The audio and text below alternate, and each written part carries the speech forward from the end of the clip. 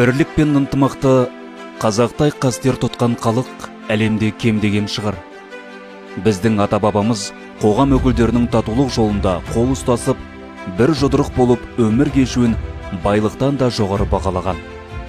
Оны байлық емес, бірлік байлық деген бір ауыз сөзінен аңғарамыз.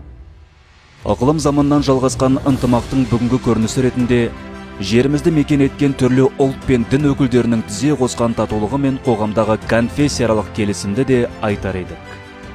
Біз заң жолынан қия баспайтын зайырлы мемлекетпіз.